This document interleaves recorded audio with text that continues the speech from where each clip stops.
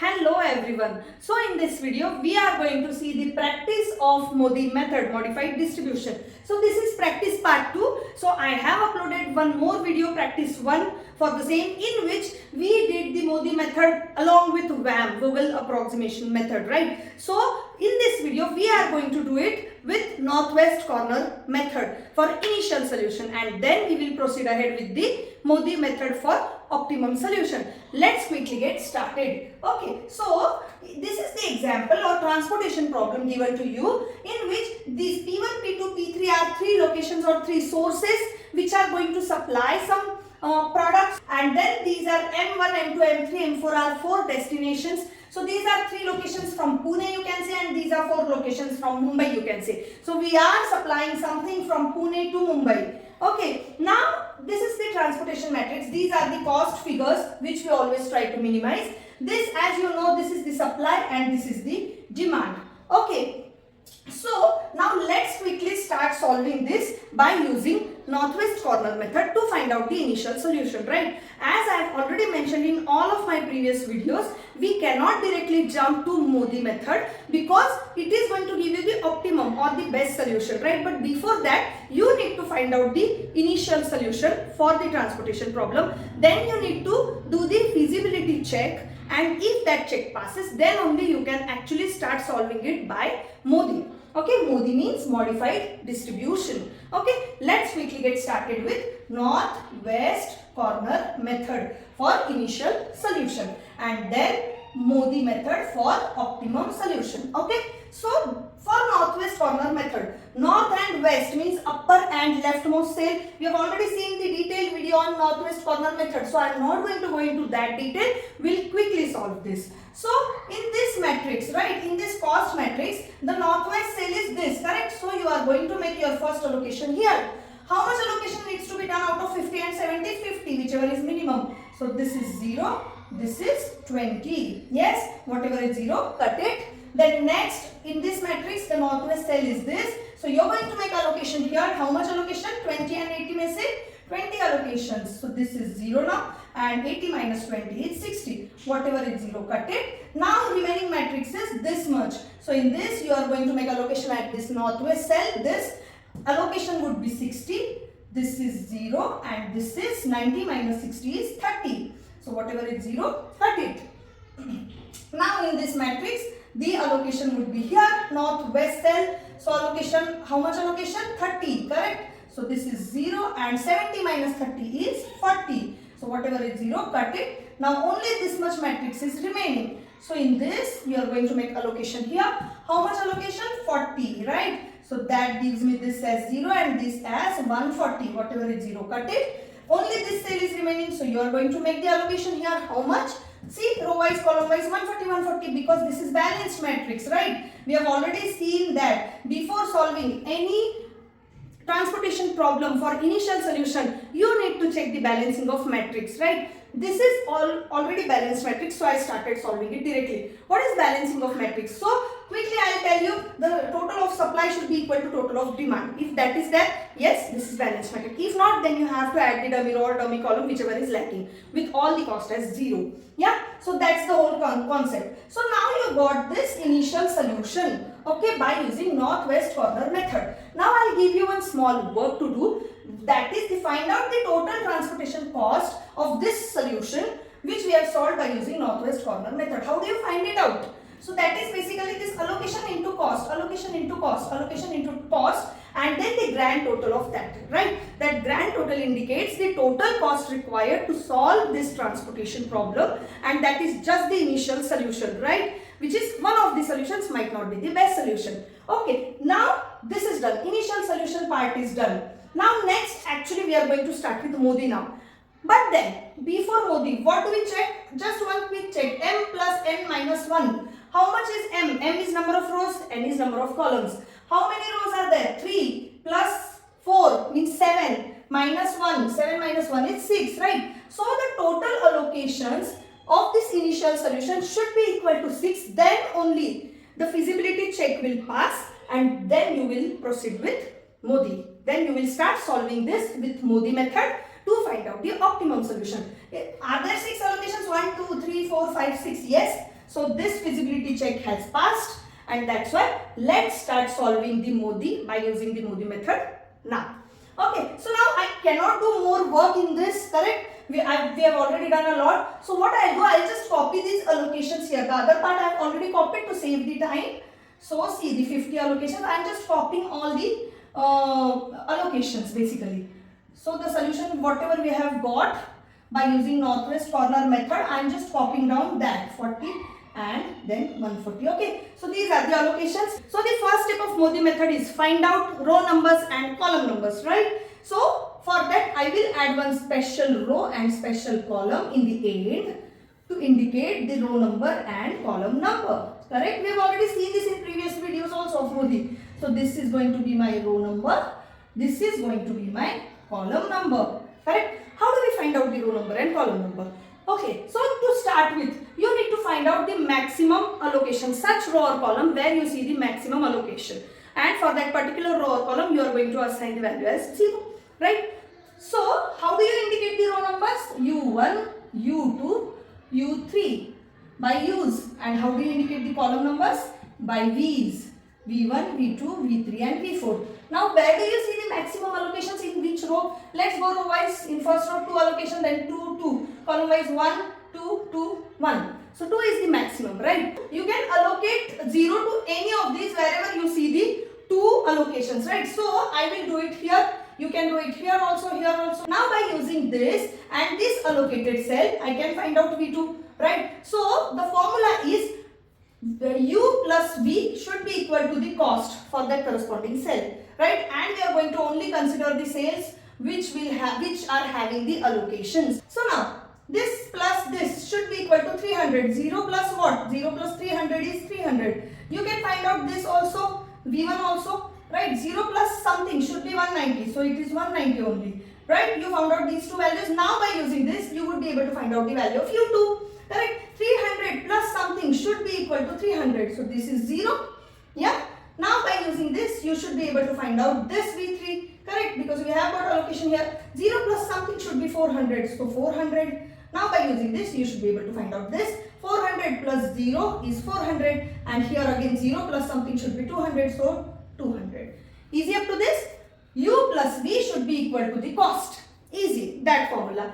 So how the formula is formed to find out this row number and column number? Ui plus Vj should be equal to what? Cost for that particular cell, Cij. That's the formula to find out row numbers and column numbers. Okay, done up to this. Now the next step is you need to find out the opportunity cost. How do you find out the opportunity cost? You indicate those by using these little squares, and wherever you don't see any allocations, for all those cells, you are going to find out the opportunity costs. How do you find out the opportunity cost now? Important question, right? So, again one simple formula. The cost minus total of the corresponding row and column number, okay, is equal to the opportunity cost. Let's actually find out what I am trying to tell you for this cell, okay, for this cell. So, opportunity cost for this cell equals to 500 minus total of corresponding U and V. So 500 minus 0 plus 400. So 400. 500 minus 400 is 100. So 100 is going to be the opportunity cost.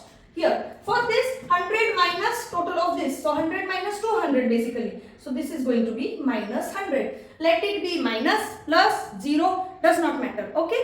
So now, let's move ahead for this cell. 700 minus total of this. So 700 minus 190 basically. So this is going to be 510, correct? Now for this cell, 600 minus 200. So 400. Now for this cell, 400 minus 190. So this is going to be 210. Yeah.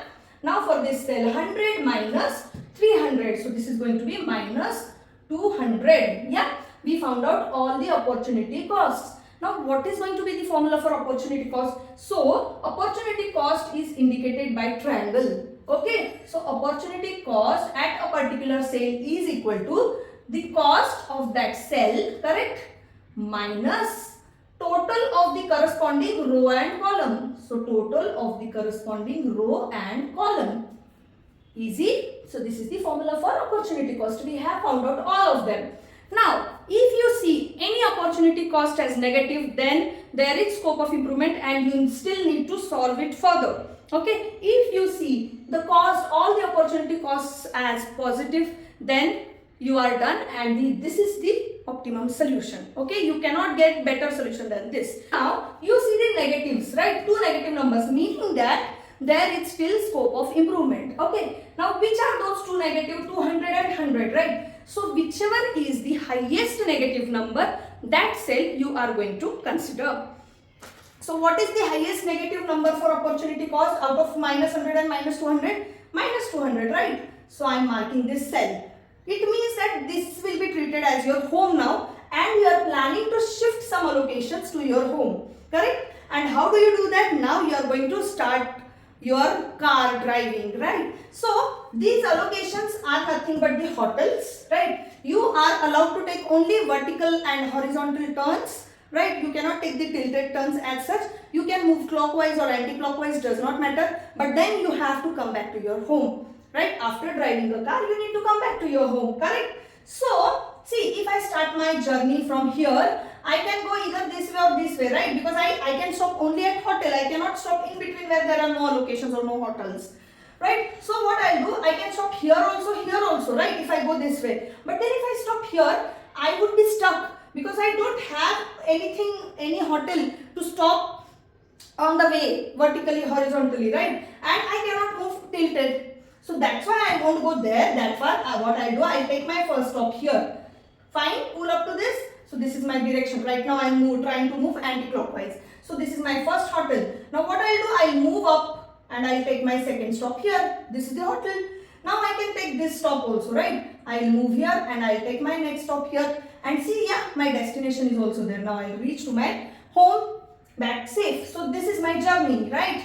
So this is my journey and closed loop is formed. Basically, what did I do here? I am trying to make a closed loop in any direction, excuse me, clockwise or anti-clockwise, taking only vertical and horizontal turns, right? And taking stops or breaks only at the allocated cells, correct? That is what we have done here. Why are we doing all this? Because we know that we need to make some allocations at our home, but then how much allocation is to be done there? To figure out that, we are doing this all. Okay, now whatever your home is, right, there you are going to make the plus sign. Okay, then next stop minus sign, next stop plus sign, next stop minus sign. Okay, alternate plus and minus signs are given. Now whichever two are minus sign cells, right, these two are minus sign cells, correct? So now take the allocations from both of these cells. What are the allocations? 40 and 60. 40 and 60. Now you are going to consider the minimum allocation from these both, right? So it is 40, right? Meaning that wherever you see plus sign, there you are going to add the 40 allocations. So here and here, right? In that path only, right? The other untouched allocations would be as it is. Okay, and wherever you see minus sign, there you are going to subtract those many allocations. Okay, now how do we do that? We'll see in the next matrix, because we cannot work in this matrix more. We have already worked a lot. So yeah, come on, let's start with this. So plus 40 here, meaning that at this point you are going to get the 40 allocations, right? Initially see, there were no any allocations, but then we shifted some allocations here to get the better solution. Okay, now minus sign is here. So you are going to subtract that 40 from this, meaning that the solution, the allocations from this cell are removed now. Now in this cell, plus means 30 plus 40. So you are going to allocate now 70 here. And here again minus sign. So 60 minus 40 means it is going to be 20 allocations now. Copy other untouched allocations as they are. 50, then 20. What else do you see? This is 140, right? This is 140. So yeah, done with all the allocations. Okay, done. Now this is known as first improvement matrix. Okay, now one small work I'll give you. Again, find out the total transportation cost of this matrix. Okay, this is the improved matrix, first improvement matrix. So whatever solution you get from this matrix is better than the solution you got from northwest corner rule. Okay, why? Because we have improved the allocations, we have improved the solution, right? This might not be the best solution or this might be the best solution. That part we need to figure out further. But then this solution is definitely going to be better than this solution, right? Previous solution. Okay. So that's why this is known as first improvement matrix.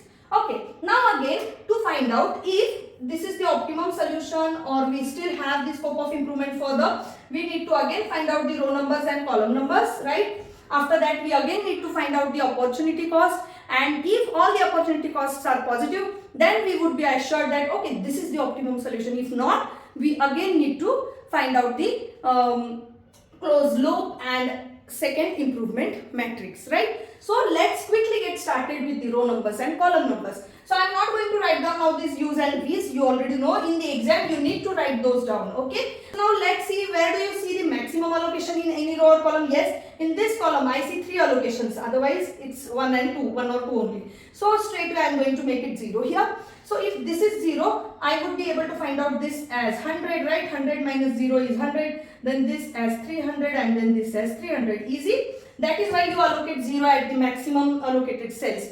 It becomes easier for calculation purpose. Now this 100 and 100 is 200, right? So here it is going to be 100. Now what else you can find out from this 300 and this 400? You will figure out this as 100. 100 plus 300 is 400, correct? Now you need to find out this only. So this meaning that 190 equals to 300 plus something. So 300 plus what? 300 minus 110 now. So we are done with the row numbers and column numbers. Now we need to find out the opportunity costs. So let's make these squares quickly wherever you see the unoccupied cells or no any allocations. Okay, done. Do not confuse with this demand and supply row and column. Okay, those are your special rows and special column. This is supply, this is demand. Okay.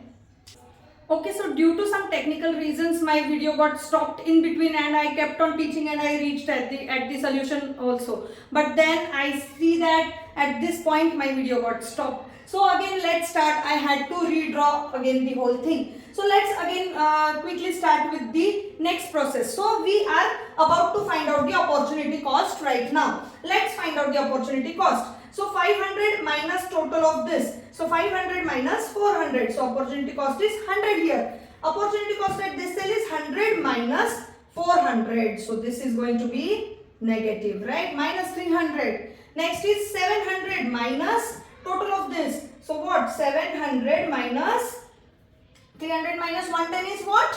190. Correct. So 700 minus 190 is, this is going to be 1 and then 510. Yes, positive only 510, but then there is already one negative. Okay, 600 minus, okay, and then 400 minus 200 is 200. So now, as you can see, there is one negative opportunity cost, right? Even if there is 1 or 2 or 4, doesn't matter. Even if there is one negative opportunity cost, there is still scope of improvement and you need to draw the closed loop. Okay, so wherever you see the negative opportunity cost, you need to find out the highest negative number. But in our case right now there is just one place where you see the negative opportunity cost. So I am going to mark that as my home. Let's start the car driving again quickly. So I will move vertically first and I will take my first stop in this hotel, because if I move vertically I don't have any options, right? So to avoid confusion, like okay, should I stop here or here, I straightway would go, because I know that if I want to form a closed loop I will have to go the horizontally vertically from that point, correct?